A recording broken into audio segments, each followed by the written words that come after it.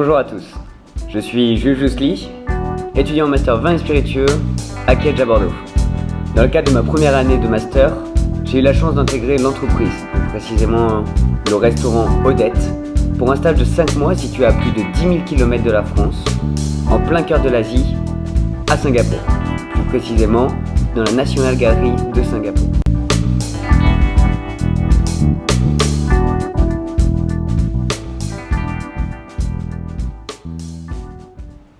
Ce restaurant, ouvert déjà depuis 1 an et demi, décoré de 2 étoiles Michelin, fait partie du groupe The Lo & Behold, tenu par un chef français, Julien Royer, ayant obtenu le titre de meilleur chef de l'année 2017.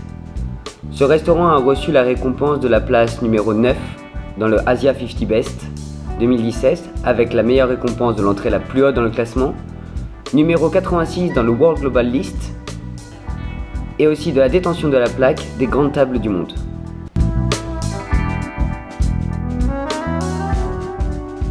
J'ai donc eu la chance de pouvoir intégrer cette équipe pour participer à diverses missions qui m'ont été confiées durant mon stage, telles que gérer l'ouverture mais aussi la fermeture du restaurant, apporter mon aide à la création des plannings, créer une procédure de facturation en salle pour les employés avec le logiciel Revel, ainsi que gérer la partie de communication entre tous les services du restaurant, soit le management des équipes. Honnêtement, je pense qu'il serait trop difficile de pouvoir résumer mon stage seulement à une mission.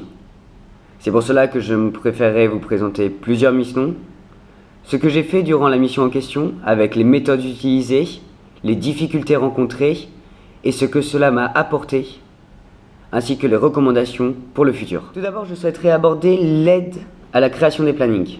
Ma méthode de travail se portait sur le pack office, plus précisément sur le logiciel Excel, avec des réunions hebdomadaires avec le maître d'hôtel, mais aussi la prise en compte d'événements extérieurs tels que les vacances, les jours de repos, mais aussi les arrêts maladie. Cette mission fut un véritable succès.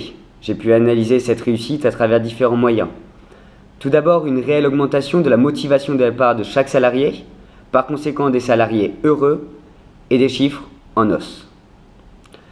Cela permet de solidariser l'équipe et m'apporter plus de capacité pour plus tard. Il ne faut pas non plus oublier que cela n'est pas toujours facile, car il est difficile de vouloir toujours respecter les envies de chaque collaborateur. Si j'avais une recommandation, cela serait d'essayer d'être un petit peu plus à l'écoute et de prendre réellement en compte toutes les demandes de chaque membre de l'équipe. Ma deuxième mission concerne la création d'une procédure de facturation en salle pour les employés avec le logiciel Revel. Cette mission a vu le début par la création d'un fichier Word. Ma deuxième partie fut de prendre connaissance du logiciel.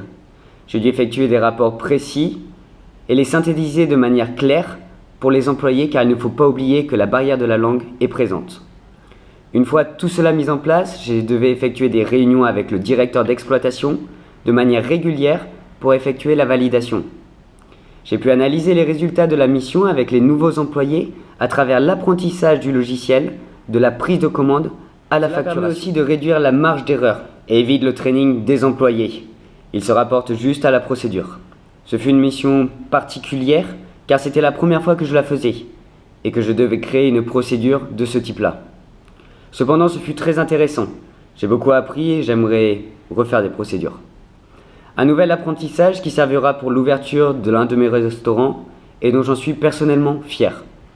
Ma recommandation est le fait que je n'aurais pas dû apprendre de manière autonome pour effectuer la procédure, mais j'aurais peut-être dû faire un training du logiciel, ce qui m'aurait apporté un gain de temps et par conséquent un meilleur time management.